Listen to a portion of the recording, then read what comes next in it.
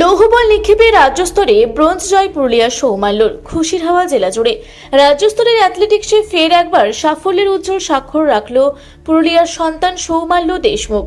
গত 10 জুলাই কলকাতার সল্টলেকের যুবভারতী ক্রীড়াঙ্গনে অনুষ্ঠিত ৭৪তম রাজ্য অ্যাথলেটিক্স চ্যাম্পিয়নশিপে শর্টপাট বা লৌহবল নিক্ষেপ প্রতিযোগিতায় তৃতীয় স্থান অধিকার করে ব্রোঞ্জ পদক ছিনিয়ে নিয়েছে সে। প্রতিযোগিতার শর্টপাট থ্রো ইভেন্টে 13.10 মিটার দূরত্বে বল নিক্ষেপ করে এই গৌরব অর্জন করে সৌমাল্য। তবে সে বর্তমানে দুর্গাপুরের একটি বেসরকারি স্কুলের একাদশ শ্রেণীর ছাত্র হলেও এই প্রতিযোগিতায় সে জেলা ক্রীড়া সংস্থা মানভূম ক্রীড়া সংস্থার হয়ে প্রতিনিধিত্ব করেছিল। পুরুলিয়া জেলার আরশা ব্লকের প্রত্যন্ত রাঙ্গাবাটি গ্রামের বাসিন্দা সৌমাল্য ছোটবেলা থেকেই খেলাধুলার অত্যন্ত পারদর্শী। এর আগেও জেলা ও রাজ্য স্তরের বিভিন্ন প্রতিযোগিতায় সে নিজের প্রতিভার পরিচয় দিয়েছে। সৌমাল্যর এই সাফল্যে স্বাভাবিকভাবেই গর্বিত তার পরিবার তথা গোটা পুরুলিয়াবাসী। উল্লেখ্য, সৌমাল্যর পরিবারে রয়েছে একাধিকারী খেলাধুলার আবহ ও কড়া অনুশাসন। তার বাবা শুকলাল দেশমুখ পুরুলিয়া জেলা পুলিশে এএসআই হিসেবে কর্মরত এবং মা শর্মা দেশমুখও পুরুলিয়া সদর মহিলা থানার পুলিশ কর্মী। বর্তমানে কর্মসূত্রে তার বাবা মা পুরুলিয়া শহরেই বসবাস করেন। ছেলের এই সাফল্যের খবর জেলায় পৌঁছাতেই খুশির হাওয়া ছড়িয়ে পড়েছে ক্রীড়া মহলে। সকলের আশা, আগামী দিনে সৌমাল্য জাতীয় স্তরেও জেলার নাম উজ্জ্বল করবে। খুবই ভালো লাগছে। ও ছেলের নাম আমার Soumalya Deshmukh. District sports association meet Purulia জেলা থেকে ও মিট করেছে। 74th স্পোর্টস মিট অ্যাথলেটিক্স সাই যুব ক্রীড়াঙ্গনে মিট করেছে। প্রচণ্ড বৃষ্টির মধ্যেও সে নিজের পজিশনকে যে রেখেছে ধরে, এতে আমি গর্বিত এবং সকলকে আমি ধন্যবাদ জানাই।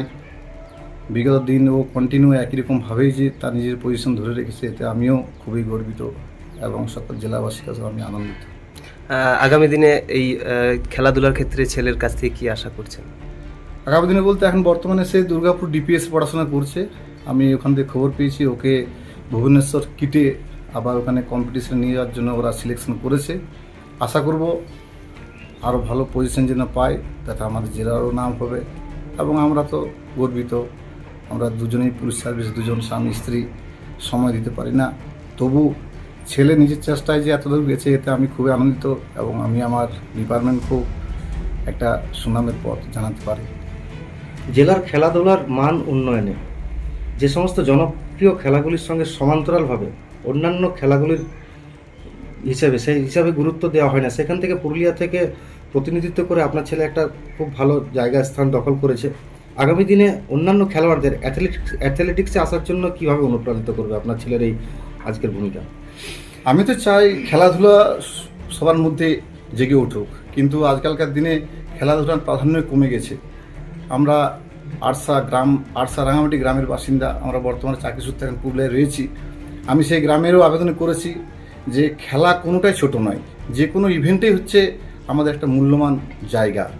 আমাদের তারক স্যার এবং দুর্গাপুরের সৌরভ স্যার অনুপ্রাণিত ওকে করেছে অনেক।